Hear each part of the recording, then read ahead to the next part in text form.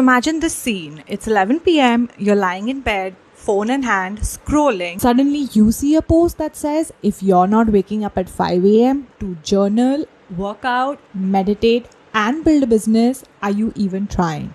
Your heart rate spikes. You start thinking about your unfinished to-do list, the texts you haven't replied to, and that vague feeling that you are somehow behind in life. But then realization hits. This wasn't about that post or even your to-do list. It was something deeper. This was the constant anxiety you've been dragging around like a very fashionable invisible purse. And that got me wondering, why are so many of us, especially our generation, so anxious all the time? You know what the common belief is? It's because we are weak. We are snowflakes and we have no resilience. Yes, but here's my take. Anxiety isn't a flaw. It's a feature that's been cranked up to an 11 on 10 by our environment, our society, and yes, our own minds. Today, we're going to talk about why anxiety is so common now and how modern life makes it worse, what social science and psychology actually say about it, and how to navigate it without spiraling into a very motivational Pinterest hole. If you've ever felt anxious for no reason or wondered why even good days sometimes come with this underlying buzz of worry, this is for you.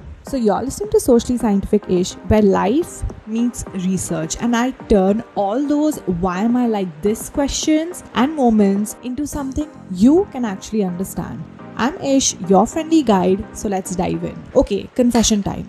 For most of my early 20s, I thought I just had a type A personality, which is well characterized by traits like competitiveness, drive, ambition, and urgency. But really, I was living in a constant state of low-grade anxiety. Waking up with a racing mind, feeling behind before I even got out of bed, needing constant background noise because silence made me notice my own thoughts. But the worst part, I thought this was normal. Until one day, I talked to a friend. The same thing. Then another friend, same thing, and then a counselor. Turns out a lot of us are anxious, and not because we're broken, but because modern life is kind of an anxiety machine. And if this is resonating with you, stick with me. We're going to unpack this together. Let's start here. Our brains are outdated. Your brain is wired for survival, not happiness. It evolved when saber-toothed tigers were a legit threat, where constant vigilance and being on the lookout meant staying alive. But then we traded tigers for emails, for notifications, deadlines, and even 24/7 news cycles. And trust me when I say this, your brain can't tell the difference.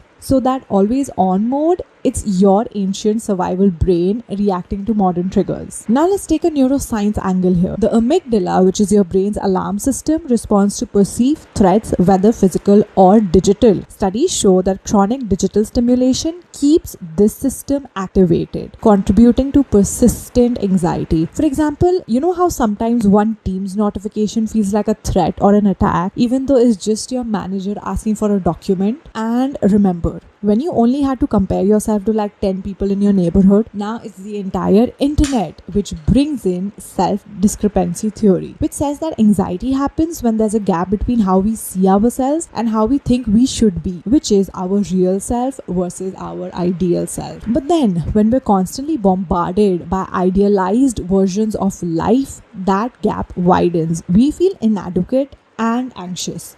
That Sunday scroll where everyone seems to be either buying homes, running marathons, or launching startups, and you're in your PJs eating cereal wondering what you are doing with your life. Yes, that. We are also dealing with immense information overload. We are exposed to more information in a day than people a century ago saw in a year. And it's not even neutral info. It's very scary info. It's very stressful, very outrage inducing. The negativity bias kicks in here, where we focus more on the bad news. Technology shapes not just what we know, but how we think and feel. Endless scrolling fragments your attention and it heightens your anxiety. But then, your nervous system gets stuck in a fight or flight situation. Chronic stress becomes your baseline. For example, watching constant news about climate change disasters, even if you recycle and bike everywhere, you will still feel helpless. Another major issue is the loss of community and rest. In pre-modern societies, community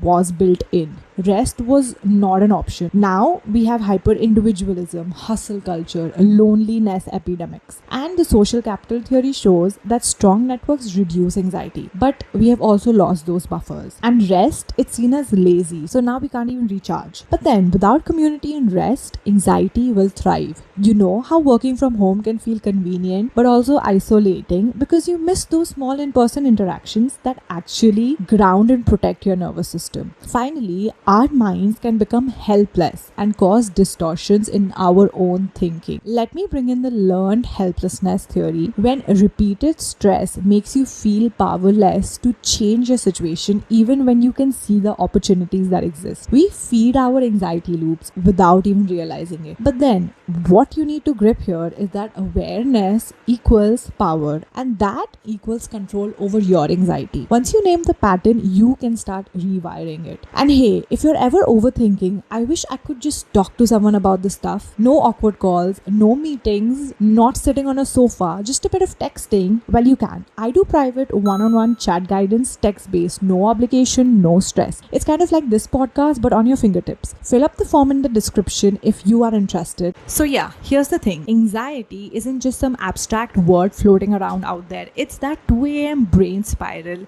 It's that what if I mess up thought loop while you're brushing your teeth. It's feeling like your heart's doing cardio without your permission. And for a long time, I used to think, okay, the solution is be calm.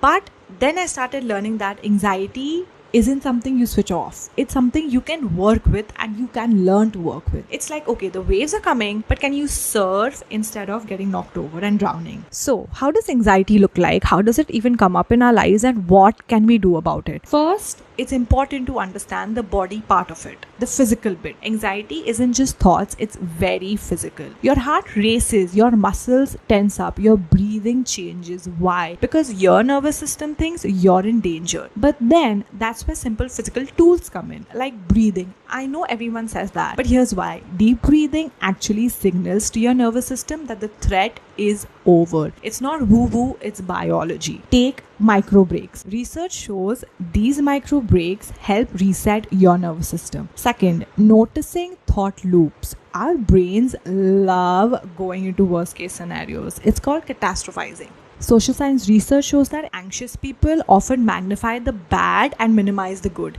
Like one small mistake means I'm a failure. But then I started using this super simple check. Is this thought 100% true? Is there another way to look at it? What would I tell my best friend if they had the same thought and if they were in the same situation? Challenge distortions. Ask, what's the evidence? If your brain says I'm going to fail, question it. Write down your worries and then write facts that contradict them beside it. This will help you break the distortion loop. Practice self-compassion. It reduces self-critical thoughts, which is a major anxiety driver. When you mess up, ask yourself, what would I tell a friend going through this? Then tell it to yourself. Third, moving the body. Yes, exercise, the big word. This one's underrated actually. Research shows that even mild physical activity helps reduce anxiety. For me, sometimes when my brain is too noisy to think my way out of, I just go for a walk. Literally moving helps the mind unstick. And no, it doesn't have to be gym bro stuff. It can be stretching, can be dancing in your room, whatever gets you up and moving. And also normalize rest. It does not need to be earned. Block off time for non-productive activities like reading for fun. You don't have to just read self-help books, read fiction, long walks, creative hobbies. Build rest into your calendar like any other important appointment. Fourth, community. There's something about knowing you're not weird or broken for feeling this way. Humans are wired for connection. Loneliness actually worsens your anxiety. So, finding spaces, whether it's friends, podcasts, communities, where you can talk about it openly is massive. Rebuild the community. Even small connections help. Make time for casual chats with friends. Message that old college friend. Join hobby groups. Join a run club. Strong social ties can act as a buffer against anxiety. Now, here are some examples of what I have done to help with anxiety. I started setting a 9 p.m. off time. No work, no news. The boundary reduced my evening anxiety, which is where it was the highest. I keep a positivity playlist of messages from loved ones. Like, I star the messages I receive on WhatsApp, or I just take screenshots and put them all together in my notes. And also photos from happy moments are a good option. And maybe little reminders that you can put on your calendar. It helps shift your mindset when you're spiraling.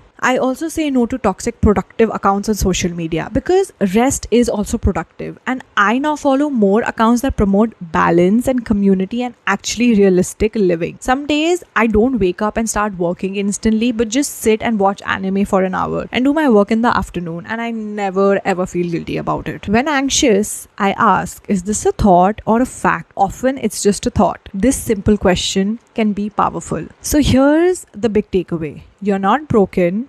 You're a human in a very anxious world. But then you can change the story and you can rewrite your loops. It's not going to be perfect, but small shifts will add up. And if this helped, share it with a friend who needs to hear you're doing better than you think. You've been listening to Socially Scientific Ish. Until next time, be kind to your mind.